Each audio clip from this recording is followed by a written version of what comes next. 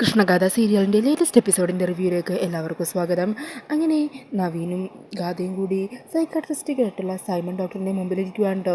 ഈ സമയം ഡോക്ടർ പറയുവാണ്, ഗാഥയുടെ മനസ്സിൽ തോന്നിയ ചില തോന്നലുകളെക്കുറിച്ച് നവീൻ എന്നോട് പറഞ്ഞു. അന്നേരം ഗാഥ പറയണേ, ഇതൊന്നും തോന്നലുകളല്ല, ഞാൻ നേരിട്ട് കണ്ട കാര്യങ്ങളാണ് ഞാൻ പറഞ്ഞത്. അന്നേരം ഡോക്ടർ പറയണേ, ഓക്കെ. കളരിക്കൽ പോലെ പരമ്പരാഗതമായ വിശ്വാസങ്ങളും ആചാരങ്ങളും ഒക്കെ പാലിച്ചു വരുന്ന ഒരു കുടുംബത്തിൽ താമസിച്ച ആളാണെങ്കിൽ ഇങ്ങനെയുള്ളൊരു കാര്യം ഇത്തരം ആചാരങ്ങളിലൊക്കെ നല്ല വിശ്വാസം ഉണ്ടാവും. പക്ഷേ ഗാഥ അങ്ങനെ ഒരു കുട്ടിയല്ലല്ലോ. ഗാഥ കുറച്ചും കൂടി മോഡേൺ അല്ലേ. അങ്ങനെയുള്ളപ്പോൾ ആ വീട്ടിലുള്ളവർ ഈ കാര്യങ്ങളെക്കുറിച്ച് പറഞ്ഞും അതുപോലെ ശാപത്തെക്കുറിച്ചൊക്കെ അറിഞ്ഞ് ഗാഥയുടെ മനസ്സിൽ രൂപപ്പെട്ട ഒരു തരം ഭയം മാത്രമാണിത്. അതിനെ അതിൻ്റേതായ രീതി മാത്രം കണ്ടാൽ മതി. ആ കാര്യത്തെക്കുറിച്ച് തന്നെ മനസ്സിൽ നിന്ന് മറക്കുക. മറ്റു പല ഇഷ്ടമുള്ള കാര്യങ്ങളിലും എൻഗേജ് ആവുക. ഞാൻ കുറച്ച് മെഡിസിൻസ് എഴുതി തരാം. ചുമ്മാ മൈൻഡ് ഒന്ന് നോർമൽ സ്റ്റേജിലേക്ക് എത്താൻ വേണ്ടി മാത്രമുള്ള ചില മരുന്നുകൾ അതൊന്ന് കഴിച്ചാൽ മാത്രം മതി. അന്നേരം ഗാഥ ഡോക്ടറിനോട് പറയണേ, അതെ ഡോക്ടർ, എനിക്ക് മരുന്നിൻ്റെ ഒരു ആവശ്യമില്ല, എനിക്ക് ഒരസുഖമില്ലെന്ന് എനിക്ക് വ്യക്തമായിട്ടറിയാം. നവീൻ, ഞാൻ ഇവിടുന്ന് പോകുവാണ്. നവീന് വേണമെങ്കിൽ ഇവിടെ തന്നെ ഇരിക്കാം. ഡോക്ടർ നവീൻ്റെ ഫ്രണ്ടല്ലേ, നിങ്ങൾക്ക് എന്തെങ്കിലും സംസാരിക്കുകയും ചെയ്യാം. പക്ഷേ ആ സംസാരം എന്നെക്കുറിച്ച് ആവരുതെന്ന് മാത്രം.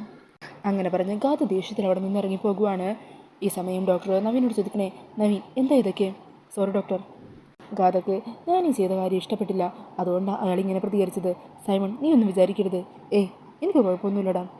അങ്ങനെ നവീനോട് നിന്നിറങ്ങുവാണ്. ഈ സമയം ഗാഥയാണെങ്കിൽ ദേഷ്യത്തിൽ റോഡിലൂടെ ഒറ്റയ്ക്ക് നടക്കുമായിരിക്കും കേട്ടോ. അന്നേരം നവീൻ കാറുമായിട്ട് ഗാഥയുടെ അരികിൽ എത്തുവാണ്. കാറ് സൈഡിലേക്ക് നിർത്തിയിട്ട് നവീൻ ഗാഥയുടെ അരികിലേക്ക് ചെല്ലുക. ഗാഥ, എന്താ ഇതൊക്കെ? വേണ്ട നവീൻ, ഒന്നും പറയണ്ട, എനിക്കിനി ഒന്നും കേൾക്കണ്ട. എന്നൊരു ഭ്രാന്തിയാക്കാനല്ലേ നവീൻ നോക്കിയത്? എനിക്കൊരു അസുഖമില്ലെന്ന് പറഞ്ഞിട്ടും നിങ്ങൾ ആരും വിശ്വസിച്ചില്ല. ഞാൻ പറയുന്ന കാര്യങ്ങളെല്ലാം കേട്ടിട്ട് എൻ്റെ തലയ്ക്ക് സുഖമില്ലെന്നാണോ നവീനും വീട്ടിലുള്ളവരൊക്കെ വിചാരിച്ച് വെച്ചിരിക്കുന്നത്? ഇനി എനിക്ക് നവീൻ്റെ വായിൽ നിന്ന് ഒന്നും കേൾക്കണ്ട, മതിയായി. അന്നേരം നവീൻ പറയണേ, എടോ ഗാഥ, ഞാൻ ചെയ്തത് എനിക്ക് ഇഷ്ടമില്ലെങ്കിൽ ഞാൻ സോറി പറയുവാണ്. താമന്ന് വണ്ടി കയറ്. വേണ്ട, ഞാൻ തനിയെ പൊക്കോളാം. എടോ ഗാഥ, ഞാൻ പറയുന്നൊന്ന് കേൾക്ക്. ആളുകളൊക്കെ ശ്രദ്ധിക്കുന്നു. വെറുതെ ആവശ്യമില്ലാത്തൊരു സീൻ ഉണ്ടാക്കല്ലേ. താമന്ന് വണ്ടി കയറുക. അങ്ങനെ ഗാഥ വന്ന് വണ്ടി കയറുന്നുണ്ട്. ഈ സമയം നവീനും കാറെടുത്ത് അവിടെ നിന്നും പോകുകയാണ്. പിന്നീട് കാണിക്കുന്നത് ജോലിക്ക് പോകാനായിട്ട് റെഡിയായി നിൽക്കുന്ന ഗോപാലനെയാണ്. ഈ സമയം തങ്കം അവിടെ ഉണ്ടാകും കേട്ടോ. അന്നേരം സാധനങ്ങളൊക്കെ വാങ്ങാനുള്ള ലിസ്റ്റുമായിട്ട് സുനന്ദ അങ്ങോട്ടേക്ക് വരുക. അതെ, ഈ സാധനങ്ങളെല്ലാം മറക്കാതെ വൈകിട്ട് വാങ്ങിച്ചുകൊണ്ട് വരണം, അല്ലെങ്കിൽ ഞാൻ വൈകിട്ട് വന്ന് ചോദിക്കുമ്പോൾ ഈ ലിസ്റ്റ് ഇതേപോലെ മടക്കി പോക്കറ്റിൽ തന്നെ ഉണ്ടാകുമോ? ഇത് കേട്ടില്ലേ തങ്കം? ഇവൾ പറയുന്നത് കേട്ടാൽ തോന്നും എപ്പോഴും ഞാൻ സാധനങ്ങളൊക്കെ വാങ്ങാതെ വരുന്നതെന്ന്. എൻ്റെ തങ്കേച്ചി ഒന്നും പറയണ്ട, ഇതുപോലെ എല്ലാ ദിവസവും രാവിലെ തന്നെ ഞാൻ സാധനങ്ങൾ മേടിക്കണമെന്ന് പ്രത്യേകം പറഞ്ഞു വിടും. എന്നാലേ വൈകിട്ട് ഇവിടെ വന്ന് ഞാൻ ചോദിക്കുമ്പോഴായിരിക്കും സാധനം മേടിക്കാനായിട്ട് ഓടുന്നത്. അത് വേണ്ടല്ലോ എന്ന് വിചാരിച്ചാൽ ഞാനൊന്ന് ഓർമ്മിപ്പിച്ചത്. അതെ, സാധനമെല്ലാം ഞാൻ മറക്കാതെ മേടിച്ചോളാം. ഞാനെന്താണെങ്കിലും കൃഷ്ണമോളോടും കൂടി പറഞ്ഞേക്കാം. കൃഷ്ണ പിന്നെ വീട്ടിലെ കാര്യങ്ങളെക്കുറിച്ചൊന്നും ഒന്നും മറക്കില്ല. അപ്പോൾ പിന്നെ എനിക്ക് വീട്ടിലെ കാര്യങ്ങളെക്കുറിച്ചൊന്നും ഒരു ശ്രദ്ധയില്ലെന്നാണോ നീ പറയുന്നത്? ഞാനൊന്നും പറഞ്ഞില്ലേ, ഇനി നിങ്ങളോട് തർക്കിക്കാനേ എനിക്ക് നേരമില്ല. അന്നേരം കൃഷ്ണ റെഡിയായിട്ട് അങ്ങോട്ടേക്ക് എത്തുവാണ്. ഈ സമയം കൃഷ്ണ സെറ്റ് സാരി കൊടുത്തു വരുന്നത് കാണുമ്പോൾ ഗോപാലൻ ചോദിക്കണേ, അല്ല ഇതെന്താ ഇത്?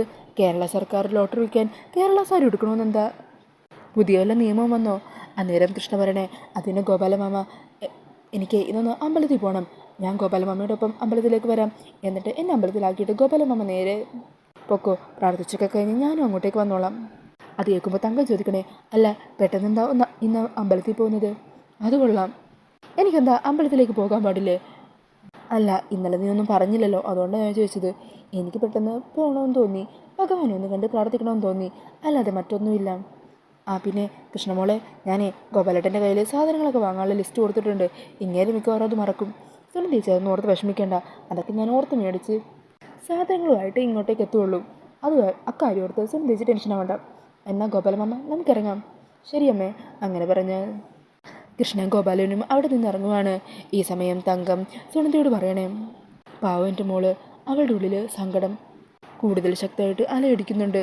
ആ സങ്കടം ഭഗവാന് മുമ്പിൽ കരഞ്ഞു തീർക്കാനാണ് എൻ്റെ മോള് പോകുന്നത്. ഇന്നലെ രാത്രി ഉറക്കത്തിൽ കിടന്ന് അവൾ ചിരിക്കുകയും മറ്റുമൊക്കെ ചെയ്യുന്നുണ്ടായിരുന്നു. നവീനെക്കുറിച്ചുള്ള കാര്യങ്ങൾ ആലോചിച്ചിട്ടായിരിക്കും. അന്നേരം സുനന്ദ പറയണേ, കൃഷ്ണമോള് സ്വപ്നം കാണട്ടെ, അവസാനം കൃഷ്ണമോള് കാണുന്ന സ്വപ്നം എല്ലാം ബലിക്കും. അതായിരിക്കും നടക്കാൻ പോകുന്നത്. തങ്കേച്ചി ആവശ്യമില്ലാത്ത കാര്യമൊന്നും ഓർത്ത് മനസ്സ് വിഷമിപ്പിക്കാൻ നിൽക്കണ്ട. കൃഷ്ണയുടെ റൂമിലെ ഒരു സംഗതി ഇരിപ്പുന്നുണ്ട്, നവീൻ കൊടുത്ത ഗിഫ്റ്റാണ് അത് പോയി തങ്കേച്ചി നോക്കും. അങ്ങനെ സുനന്ദ അവിടെ നിന്നും പോകുവാണ്. ഈ സമയം തങ്കം കൃഷ്ണയുടെ റൂമിലേക്ക് ചെല്ലുമ്പോൾ അവിടെ നവീൻ കൊടുത്ത ആ ഒരു ഗിഫ്റ്റ് ഉണ്ടല്ലോ, ഹെർട്ട് ഷേപ്പ്, അത് കാണുവാണ്. അതിങ്ങനെ കയ്യിലെടുത്ത് സങ്കടത്തോടെ അതിലേക്ക് നോക്കിക്കൊണ്ടിരിക്കുവാണ് കേട്ടോ തങ്കം. പിന്നീട് കാണിക്കുന്നത് കാറിൽ പൊയ്ക്കൊണ്ടിരിക്കുന്ന നവീനെയും ഗാഥേനെയുമാണ്. അന്നേരം ഗാഥ പറയണേ, നവീൻ റൈറ്റിലേക്ക് എടുക്കുക. അതെന്തിനാ റൈറ്റിലേക്ക് പോകുന്നത്? കളരിക്കിലേക്ക് പോകാൻ നേരെ പോയാൽ പോരെ? എനിക്ക് കളരിക്കിലേക്ക് വരണ്ട, എനിക്കിപ്പോൾ എൻ്റെ വീട്ടിലേക്ക് പോയാൽ മതി. നവീൻ എന്നെ അവിടെ ആക്കിത്താ. എടോ ഗാഥ, താൻ വെറുതെ പ്രശ്നങ്ങൾ കോംപ്ലിക്കേറ്റഡ് ആക്കരുത്. ഇതിനിടയിലേക്ക് ഇതിന് സത്യം അടുത്ത് വലിച്ചു കേൾക്കുന്നത്. അത് കൊള്ളാം. ഇപ്പം ഞാൻ പറയുന്നത് കേൾക്കാൻ അവിടെ ആരുമില്ലല്ലോ. എല്ലാവരും എനിക്ക് ഭ്രാന്താണെന്നല്ലേ പറയുന്നത്. അങ്ങനെയുള്ളപ്പോൾ എനിക്കെൻ്റെ മമ്മി മാത്രമേ ഉള്ളൂ. എനിക്കെൻ്റെ മമ്മിയെ കാണണം. നവീനെ കൊണ്ടുചെന്നാക്കാൻ പറ്റുമെങ്കിൽ ആക്ക്, അല്ലെങ്കിൽ വണ്ടി ഇവിടെ എവിടെയെങ്കിലും നിർത്ത്. എനിക്കറിയാം എൻ്റെ വീട്ടിലേക്ക് പോകാൻ. എടോ ഗാഥ, ആദ്യം ഞാൻ പറയുന്നത് താണെന്ന് കേൾക്ക്. നവീൻ ഇനി ഒന്നും പറയണ്ട. എനിക്കെൻ്റെ വീട്ടിൽ പോയേ പറ്റുള്ളൂ. എനിക്കെൻ്റെ മമ്മിയെ കാണണം. നവീനത് പറ്റുമോ ഇല്ലയോ? ശരി, താൻ ബഹളം ഉണ്ടാക്കട്ട, ഞാൻ തന്നെ അങ്ങോട്ടേക്ക് കൊണ്ടുപോകാം. അങ്ങനെ നവീനും ഗാഥയും കൂടി സിത്താരയുടെ വീട്ടിലേക്ക് എത്തുവാണ് കേട്ടോ. വീടെത്തിയതും കാറ് തുറന്ന് ഗാഥ കരഞ്ഞുകൊണ്ട് അകത്തേക്ക് കയറി ഓടിപ്പോകുവാണ്. ഈ സമയം സിത്താരയും സിനിയും കൂടി ബിസിനസ് കാര്യങ്ങളെക്കുറിച്ച് സംസാരിച്ചുകൊണ്ടിരിക്കുവാനും. അന്നേരം ഗാഥ കരഞ്ഞുകൊണ്ട് അങ്ങോട്ടേക്ക് വരിക, മമ്മി. ഈ സമയം ഗാഥയെ കാണുന്നത് സിത്താര അങ്ങ് ഞെട്ടിപ്പോകുക. എന്തുപറ്റി? എന്താ മോളെ? അന്നേരം സിത്താരയെ കെട്ടിപ്പിടിച്ച് കരയുവാണ് കേട്ടോ ഗാഥ. എത്രയൊക്കെ ചോദിച്ചിട്ടും ഗാഥ ഇങ്ങനെ കരഞ്ഞുകൊണ്ട് നിൽക്കുവാണ്. പിന്നാലെ നവീനും വരുവാണ്. നവീനെ കാണുന്നത് സിത്താര ചോദിക്കണേ, എന്താ നവീൻ, എന്താ മോൾക്ക് പറ്റിയത്? ഈ സമയം ഗാഥ വേഗം തന്നെ പറയണേ, മമ്മി ഞാൻ പറയാം. നവീൻ എന്നെ എങ്ങോട്ടേക്ക് കൊണ്ടുപോയെന്നറിയോ? സൈക്കാട്രിസ്റ്റ് ഡോക്ടറിൻ്റെ അടുത്തേക്ക്.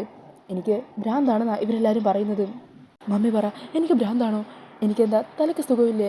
അങ്ങനെയൊക്കെ ഗാഥ ചോദിക്കുമ്പോൾ സിത്താരക്ക് വല്ലാതെ സങ്കടം തോന്നുക. നവീൻ എന്തൊക്കെ ഇത്?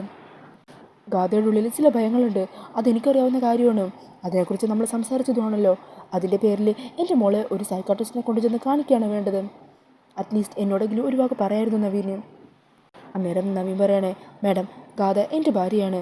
എൻ്റെ ഭാര്യയ്ക്ക് ഒരു പ്രശ്നം വന്നു കഴിഞ്ഞാൽ അത് പരിഹരിക്കേണ്ടത് ഭർത്താവ് എന്ന നിലയിൽ എൻ്റെ ഉത്തരവാദിത്വമാണ്. പിന്നെ ഗാഥ പറയുന്ന പോലെയൊന്നുമല്ല കാര്യങ്ങൾ. ഗാഥയുടെ ഭയം മാറ്റുക, അത് മാത്രമേ എൻ്റെ മനസ്സിലുണ്ടായിരുന്നുള്ളൂ. അല്ലാതെ ഇയാൾ പറയുന്നത് പോലെ ഇയാളൊരു ഭ്രാന്തിയാക്കി ചിത്രീകരിക്കാനൊന്നുമല്ല ഞാൻ ഇങ്ങനെയൊക്കെ ചെയ്തത്. മമ്മി, ആ വീട്ടിലുള്ള ആരും ഞാൻ പറയുന്നത് വിശ്വസിക്കുന്നില്ല. എല്ലാം എൻ്റെ തോന്നലാണെന്നാണ് പറയുന്നത്. പക്ഷേ ഞാൻ കണ്ടതല്ലേ, എല്ലാം നേരി കണ്ടതല്ലേ. എനിക്ക് ആ വീട്ടിൽ നിൽക്കാനേ തോന്നുന്നില്ല. പേടിയാവുന്നു മമ്മി. ഞാൻ മമ്മിയുടെ കൂടെ ഇവിടെ നിന്നോളാം. അന്നേരം സിത്താര നവീനോട് പറയണേ, നവീൻ തൽക്കാലം 2 ദിവസം ഗാഥയുടെ എൻ്റെ ഒപ്പം നിൽക്കട്ടെ. എനിക്ക് അവളെ പറഞ്ഞ് മനസ്സിലാക്കാൻ പറ്റും. അവളുടെ മനസ്സിലെ പേടി എനിക്ക് പൂർണ്ണമായിട്ട് മാറ്റാനും പറ്റും. ശരി മാഡം, അങ്ങനെ ആവട്ടെ. ഈ സമയം സുനന്ദേവ് അവിടെ മറഞ്ഞു നിന്ന് ഇതെല്ലാം കേൾക്കുന്നുണ്ടാകും കേട്ടോ. അന്നേരം നവീൻ പറയുന്നുണ്ട്, ഞങ്ങളൊന്നിച്ച് ഉള്ള ഒരു നല്ല ജീവിതം ഞാൻ സ്വപ്നം കണ്ടു. അതിനു വേണ്ടിയിട്ട് അതിന് തടസ്സമായി നിന്ന കാര്യങ്ങൾ ഒഴിവാക്കാനായിട്ട് എൻ്റെ ഭാഗത്തുനിന്ന് ഞാൻ ശ്രമിച്ചു. ഗാഥ, താൻ നന്നായിട്ടൊന്ന് ആലോചിക്കുക. അപ്പോൾ ഞാൻ ചെയ്തതിൽ എന്താ തെറ്റുള്ളതെന്ന് തനിക്ക് തന്നെ ചിന്തിക്കാൻ പറ്റും. എന്നാൽ മാഡം ഞാൻ ഇറങ്ങുവാണ്. ഇയാൾ ഓക്കെ ആകുമ്പോൾ മാഡം വിളിച്ചാൽ മതി. ശരി, അങ്ങനെ പറഞ്ഞാൽ നവീൻ അവിടെ നിന്നും ഇറങ്ങുവാണ് കേട്ടോ. ഈ സമയം സിത്താര പെട്ടെന്ന് തിരിയുമ്പോൾ സുനന്ദ അവിടെ ഇതെല്ലാം ശ്രദ്ധിക്കുന്നത് കാണുവാണ്. അന്നേരം സിത്താര നോക്കുന്നത് കാണുന്നതും സുനന്ദ വേഗം തന്നെ അകത്തേക്ക് കയറി പോകുവാണ് കേട്ടോ. അന്നേരം സിത്താര ഗാഥയെ ചേർത്ത് പിടിച്ച് ആശ്വസിപ്പിക്കുക. മോൾ വിഷമിക്കാതിരിക്കുക, മമ്മി മോളുടെ കൂടെയില്ലേ, ധൈര്യമായിട്ടിരിക്കും മോളെ എന്ന് പറഞ്ഞ് ആശ്വസിപ്പിക്കുവാണ് കേട്ടോ. പിന്നീട് കാണിക്കുന്നത് അമ്പലത്തിൽ ഭഗവാന് മുമ്പിൽ പ്രാർത്ഥിച്ചുകൊണ്ടിരിക്കുന്ന കൃഷ്ണയാണ്. ഭഗവാനെ, എത്രയൊക്കെ നവീനെ മറക്കാൻ ശ്രമിച്ചിട്ടും എനിക്കത് പറ്റുന്നില്ല. നവീനൻ്റേതല്ലാന്ന് എൻ്റെ മനസ്സിൽ ഞാൻ ഇടയ്ക്കിടയ്ക്ക് പറയുന്നുണ്ട്. പക്ഷേ വീണ്ടും നവീനെ കാണുമ്പോൾ എൻ്റെ നിയന്ത്രണം വിട്ടുപോകുവാണ്. നവീൻ്റെ മുഖം എൻ്റെ മനസ്സിൽ നിന്ന് എനിക്ക് മായ്ച്ചു കളയാൻ പറ്റുന്നില്ല. എൻ്റെ ഈ സങ്കടവും വിഷമമൊക്കെ കാണുമ്പോൾ എൻ്റെ അമ്മയെ ഒത്തിരി സങ്കടപ്പെടുന്നുണ്ട്. ഇതെല്ലാം മാറ്റി എനിക്ക് എൻ്റെ അമ്മയുടെ ഒപ്പം സന്തോഷത്തോടെ ജീവിക്കാൻ പറ്റണേ. അങ്ങനെയൊക്കെ പറഞ്ഞ് ഗാഥ അവിടെ ഭഗവാന് മുമ്പിൽ കണ്ണീരോടെ പ്രാർത്ഥിച്ചുകൊണ്ട് നിൽക്കുമായിരിക്കും. ഈ ഒരു സമയത്താണ് നവീൻ ക്ഷേത്രത്തിൻ്റെ അടുത്തെത്തുന്നത്. അങ്ങനെ അവിടെ എത്തുന്നതും നവീൻ കാർ നിർത്തുവാണ്. എന്നിട്ട് കാറിൽ നിന്ന് ഇറങ്ങി ക്ഷേത്രത്തിൻ്റെ അകത്തേക്ക് കയറുവാണ്. ഈ ഒരു സമയം തന്നെ ഗാഥയാണെങ്കിൽ പ്രാർത്ഥിച്ചൊക്കെ കഴിഞ്ഞ് അവിടെ നിന്ന് ഇറങ്ങാൻ തുടങ്ങുമായിരിക്കും. പെട്ടെന്നായിരിക്കും അമ്പലത്തിലേക്ക് കയറി വരുന്ന നവീനെ കാണുന്നത്. അത് കാണുന്നതും ഗാഥ വേഗം തന്നെ അവിടെ നിന്ന് ഓടി ഒരു തൂണിൻ്റെ മറകിൽ പോയി നിൽക്കുവാണ്. ഈ സമയം നവീൻ നടിയിലേക്ക് വന്ന് അകത്ത് ഭഗവാൻ ഇങ്ങനെ നോക്കിക്കൊണ്ട് നിൽക്കുവാണ്. പെട്ടെന്ന് തന്നെ കൃഷ്ണ നവീൻ്റെ ബാക്കിലൂടെ അവിടെ നിന്ന് ഓടിപ്പോകുന്നുണ്ട് കേട്ടോ. പെട്ടെന്ന് ആരോ തൻ്റെ ബാക്കിലൂടെ ഓടിയത് കാണുമ്പോൾ നവീനും തിരിഞ്ഞു നോക്കുവാണ്. നവീന് ഗാഥയുടെ സാന്നിധ്യം അരികിലുള്ളതുപോലെ തോന്നുവാണ്ടോ. നവീൻ അങ്ങനെ ആ ഓടിപ്പോയ പെൺകുട്ടിയെ കണ്ടെത്താനായിട്ട് പിന്നാലെ പോകുന്നുണ്ട്. ഈ സമയം കൃഷ്ണയാണെങ്കിൽ ഓടി വന്ന് നവീൻ്റെ കാറിൻ്റെ പിന്നിൽ വന്ന് ഒളിച്ചിരിക്കുക. അന്നേരം നവീനും അമ്പലത്തിന് പുറത്തേക്ക് ഇറങ്ങി റോഡിലേക്കെല്ലാം നോക്കുന്നുണ്ട് കേട്ടോ. ഈ സമയം കൃഷ്ണയാണെങ്കിൽ പതിയെ ആ കാറിൻ്റെ സൈഡിലൂടെ വന്ന് നവീൻ ഇങ്ങനെ എത്തി നോക്കുവാണ്. നവീനെ കാണുന്നതും കൃഷ്ണയുടെ മനസ്സിൽ വല്ലാത്തൊരു സങ്കടം തോന്നുന്നുണ്ട്. പക്ഷേ അരികിലേക്ക് പോകാൻ പറ്റില്ലല്ലോ എന്നുള്ള വിഷമം ഉള്ളിലൊതുക്കി കൃഷ്ണ അവിടെ തന്നെ മറഞ്ഞു നിന്ന് കുറച്ച് നേരം കൂടി നവീനെ നോക്കുവാണ്. അങ്ങനെ നവീൻ തിരിച്ച് കാറിൻ്റെ അരികിലേക്ക് തന്നെ വരാൻ തുടങ്ങുന്നത് കാണുന്നതും കൃഷ്ണ വേഗം തന്നെ അവിടെ നിന്ന് ഓടിപ്പോകുവാണ്. പെട്ടെന്ന് ഓടുന്നതിൻ്റെ ധൃതിയിൽ നവീൻ്റെ കാറിൻ്റെ ആ ഫ്രണ്ടിൽ വെച്ചിരുന്ന പ്രസാദം എടുക്കാൻ മറന്നു പോകുവാണ് കേട്ടോ കൃഷ്ണ. ഈ സമയം നവീൻ തിരിച്ച് കാറിൻ്റെ ഉള്ളിലേക്ക് കയറാൻ തുടങ്ങുമ്പോഴായിരിക്കും കാറിൻ്റെ ഫ്രണ്ടിൽ ആരോ മറന്നു വെച്ച പ്രസാദം ഇരിക്കുന്നത് നവീൻ കാണുന്നത്. അന്നേരം നവീൻ അതിൻ്റെ അരികിലേക്ക് ചെല്ലുക. ആരോ മറന്നു വെച്ചതാണെന്ന് തോന്നുന്നു. എന്താണെങ്കിലും ക്ഷേത്രത്തിലെ പ്രസാദമല്ലേ. അങ്ങനെ പറഞ്ഞ് നവീൻ അതെടുത്ത് നെറ്റിയിലിങ്ങനെ തൊടുവാണ്. അത് തൊടുന്നതും നവീന് പ്രത്യേകത ഒരു ഫീല് തോന്നുവാണ് കേട്ടോ. അങ്ങനെ നവീൻ വീണ്ടും ചുറ്റിലും നോക്കുവാണ്. പിന്നീട് കാണിക്കുന്നത് കാറിൽ കയറിയിരിക്കുന്ന നവീനെ മാണിക്കുഞ്ഞ് വിളിക്കുന്നതാണ്. അന്നേരം മാണിക്കുഞ്ഞ് ചോദിക്കണേ, സാർ ഇതെവിടെയാ? എടോ, ഞാനിങ്ങനെ പൊയ്ക്കൊണ്ടിരുന്നപ്പോൾ ഒരു ക്ഷേത്രത്തിന് അടുത്തെത്തി. അപ്പോൾ ഞാൻ അവിടെ ഇപ്പോൾ നിൽക്കുവാണ്. അന്നേരം മാണിക്കുഞ്ഞ് പറയണേ, അത് ശരി, ഇപ്പോൾ വന്ന് സാറാണല്ലേ ഈ വീട്ടിലെ ഏറ്റവും വലിയ ഭക്തൻ. എടോ, അങ്ങനെയൊന്നുമല്ല, ചുമ്മാ ഇവിടെ വരെ വന്നപ്പോൾ ഒന്ന് കയറാമെന്ന് വിചാരിച്ചു. ഞാനിവിടെ കയറിയതും ഒരു പെൺകുട്ടി ഇവിടെ നിന്ന് ഓടിപ്പോകുന്നത് കണ്ടപ്പോൾ എനിക്കെൻ്റെ പോലെ തോന്നി. ഞാൻ പിന്നാലെ ചെന്ന് നോക്കി, പക്ഷെ കാണാൻ പറ്റിയില്ല. ആ പെൺകുട്ടി മറന്നു വെച്ചതാണെന്ന് തോന്നുന്നു. എൻ്റെ കാറിൻ്റെ ഫ്രണ്ടിൽ ഒരു പ്രസാദം ഇരിക്കുന്നുണ്ടായിരുന്നു. ഞാൻ ആ ചന്ദനം എടുത്ത് തൊട്ടപ്പോഴേക്കും എനിക്ക് എന്തോ ഒരു പ്രത്യേക ഫീൽ തോന്നിയതുപോലെ ഗാഥേൻ്റെ അരികിൽ വന്ന് അയാൾ തന്നെ എൻ്റെ നെറ്റിയിൽ ആ ചന്ദനം തൊട്ട് തന്നതുപോലെ എനിക്ക് തോന്നി. അന്നേരം മാണിക്കുഞ്ഞ് പറയണേ, എൻ്റെ സാറേ, ഇത് മറ്റൊന്നുമല്ല, സാറിനെ പ്രണയമൊത്ത് ചുറ്റുമുള്ള ആരെ കണ്ടാലും അത് ഗാഥാമ്മയോട്ട് തോന്നുന്നതാണ്. അല്ലെങ്കിൽ തന്നെ ഗാഥാമ്മയുടെ സാറിൻ്റെ അരികിൽ വന്നു കഴിഞ്ഞാൽ എന്തിനാ സാറിനെ കാണാൻ ഓടിപ്പോകുന്നത്? അന്നേരം നവീൻ പറയണേ, എടോ, അത് ഇത്ര നേരം എൻ്റെ കൂടെ ഉണ്ടായ ഗാഥയല്ല, മറ്റൊരു ഗാഥയാണ്. അത് കേൾക്കുന്നതും മാണിക്കുഞ്ഞ് ചിരിച്ചുകൊണ്ട് പറയണേ, എന്താ സാറേ, സാറിനും ഉദയനമ്മാവൻ്റെ അസുഖം തുടങ്ങിയോ? അമ്മാവൻ പറയുന്നത് പോലെ ഇതൊരു ഗാഥ, ഇത് മറ്റൊരു ഗാഥ, മൊത്തം 2 ഗാഥയുണ്ട്. അങ്ങനെയാണോ സാറേ? ഓഹോ, ഈ കാര്യമൊക്കെ അറിഞ്ഞിട്ട് തന്നോട് ഇതൊക്കെ പറഞ്ഞാൽ എന്നെ വേണം പറയാൻ. സാറേ, സാറിന് അത്രയ്ക്ക് സംശയം ഉണ്ടെങ്കിൽ ഗാഥാമ്മടുത്ത് വിളിച്ച് ചോദിച്ചാൽ മതിയല്ലോ എവിടെ ഉണ്ടെന്ന്. അപ്പോൾ അറിയാൻ പറ്റില്ലേ? അങ്ങനെ അതെല്ലാം കേട്ട് നിൽക്കുന്ന നവീനെ കാണിച്ചുകൊണ്ടാണ് എപ്പിസോഡ് തീരുന്നത്. അപ്പോൾ ഈ ഒരു റിവ്യൂ ഇഷ്ടമായിട്ടുണ്ടെങ്കിൽ മറക്കാതെ വീഡിയോ ഒന്ന് ലൈക്ക് ചെയ്യണേ. ഇതുപോലുള്ള കൂടുതൽ റിവ്യൂസിനായിട്ട് ഈ ചാനലൊന്ന് സബ്സ്ക്രൈബ് ചെയ്തും കൂടി സപ്പോർട്ട് ചെയ്യണേ. താങ്ക്